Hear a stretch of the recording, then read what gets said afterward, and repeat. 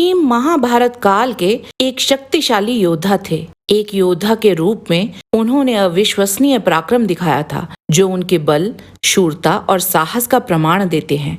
भीम वायुदेव के पुत्र थे, जिस कारण वे प्राकृतिक रूप से ही बलशाली थे, पर उनके जीवन में कई घटनाएं भी घटी जिनसे उनकी शक्ति और भी बढ़ गई। आइए जानते हैं महाबली भीम से जुड़े रहस्यों के बारे में और साथ में महाभारत काल में उनके द्वारा दिखाए गए पराक्रम को भी विस्तार से जानेंगे। ओम गणपति चैनल सनातन धर्म से संबंधित रोचक और ज्ञानवर्धक वृतांत सीधे हमारे धर्म ग्रंथों से आप तक लाता है। आप सबका स्वागत है। हमें प्रोत्साहित करने के लिए सब्सक्राइब, लाइक और शेयर अवश्य कीजिए। हमारा इंस्टाग्राम अकाउंट ओम गणपति है, चाहे तो फॉलो कर सकते हैं। आइए अब चलते हैं वीडियो की ओर। भीम और दुर्योधन का जन्म एक ही दिन हुआ था।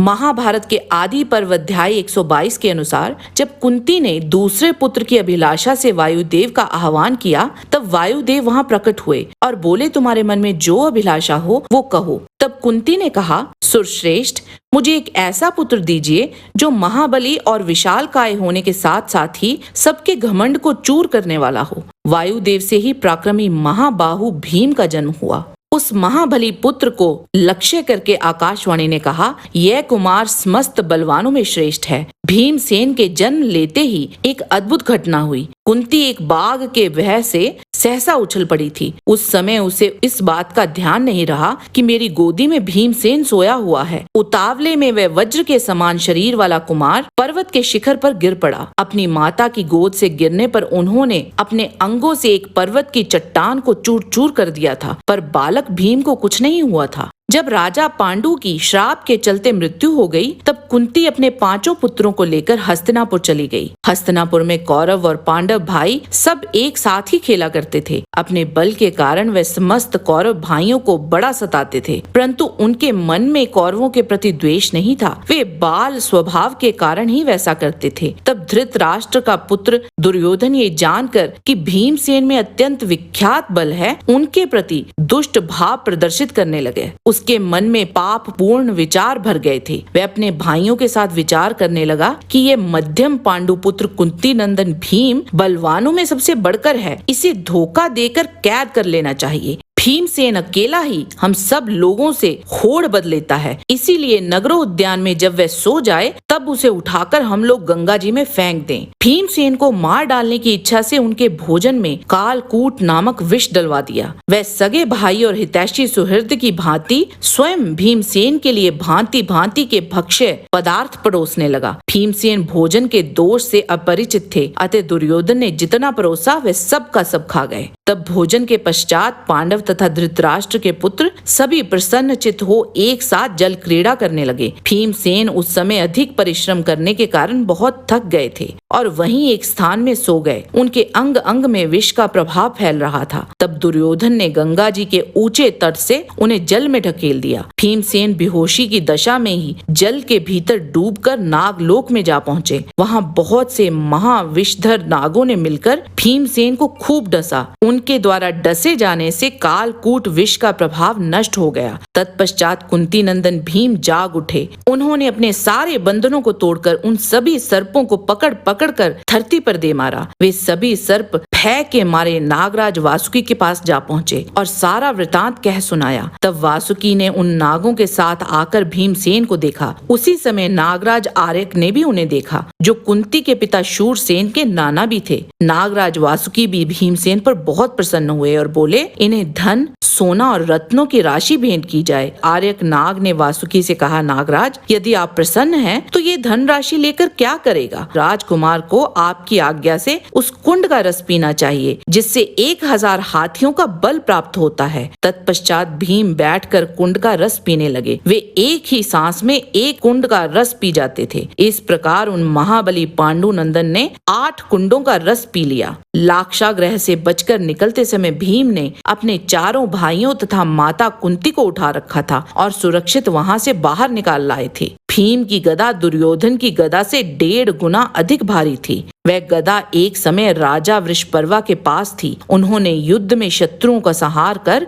उस गदा को बिंदु झील में रख दिया था। मयासुर ने कहा था कि वह गदा अकेली ही 1,00,000 गदाओं के बराबर है। तब श्री कृष्ण के निर्देश से मयासुर उस गदा को लेने बिंदु झील पर गए थे, जो वहां जाने कितनी ही पीढ़ियों से पड़ी थी। श्री कृष्ण ने वह गदा मयासुर से लेकर भीम को प्रदान की थी। वायुदेव से भीम को एक दिव्य धनुष प्राप्त हुआ था, जिसका नाम व्याव्य था।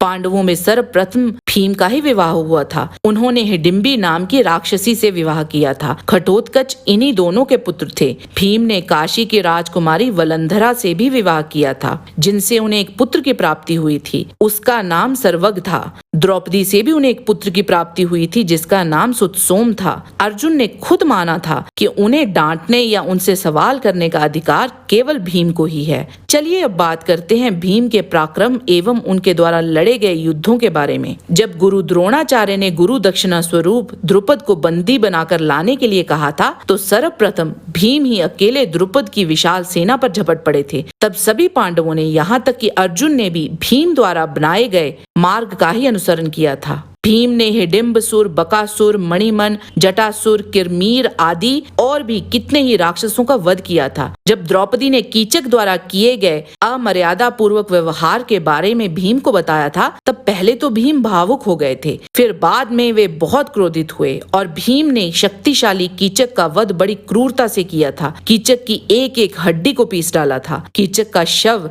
मांस के एक गोले के समान प्रतीत होता था। युधिष्ठिर के राजसूय यज्ञ के समय भीम ने पूर्व दिशा के समस्त राज्यों पर विजय प्राप्त की थी। भीम गजब के गदा योद्धा तो थे ही, पर इसके साथ साथ वह एक उत्कृष्ट धनुर्धर भी थे। वह धनुर्विद्या के 4 रूपों को जानते थे। वन पर्व के अनुसार उन्होंने 5 वर्ष तक निरंतर शिकार करते हुए इसका अभ्यास किया था। भीम ने कुबेर की यक्षी सेना को गंधमादन पर्वत पर पराजित किया था। गंधमादन पर्वत पर ही उनकी भेंट हनुमान जी से भी हुई थी। वहीं हनुमान जी से भीम ने चारों युगों सत्य, त्रेता, द्वापर और कली के आचरण के बारे में ज्ञान अर्जित किया था। माता कुंती एवं बलराम जी ने स्वयं कहा था कि उस समय भीम से अधिक बलशाली योद्धा कोई न था।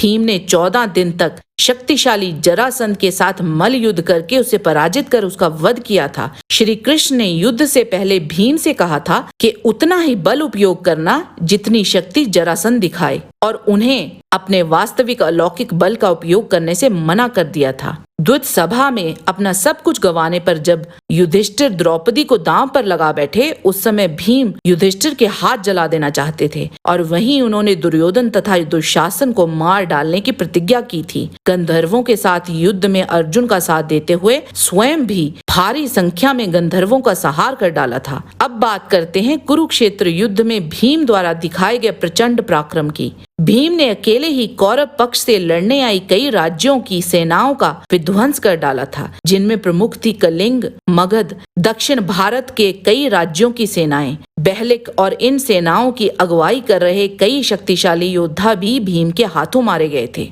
धृतराष्ट्र के लगभग सभी पुत्रों की मृत्यु भीम के हाथों ही हुई थी। कुरुक्षेत्र युद्ध में कौरव सेना के सभी प्रमुख योद्धा भीम के हाथों पराजित हुए थे, जैसे कि भीष्म, द्रोण, कर्ण, शल्य आदि। कुरुक्षेत्र युद्ध के 14वें दिन भीम ने कर्ण को 1 से अधिक बार पराजित किया था। सिर्फ उसी दिन दुर्योधन के 31 भाई भीम के हाथों मारे गए थे। वह सभी कर्ण की रक्षा के लिए वहां आ रहे थे, पर स्वयं मारे गए। 14वें दिन उन्होंने आलम बुश राक्षस को पराजित किया था। भीम युद्ध के 17वें दिन भी कर्ण को पराजित करने में सफल रहे थे, जबकि उस दिन कर्ण ने अपने शब्दों के अनुसार विजय धनुष धारण कर रखा था। उसी दिन भीम ने कर्ण के सामने ही उसके पुत्र भानुसेन का वध कर डाला था। हम एक बात स्पष्ट कर दें, यह वीडियो मूलतः भीम की जीवनी पर आधारित है, इसीलिए मुख्य केंद्र भीम ही है। जिन्होंने महाभारत पढ़ी है वे जानते हैं कि कर्ण और भीम दोनों ने ही एक दूसरे को 1 से अधिक बार पराजित किया था।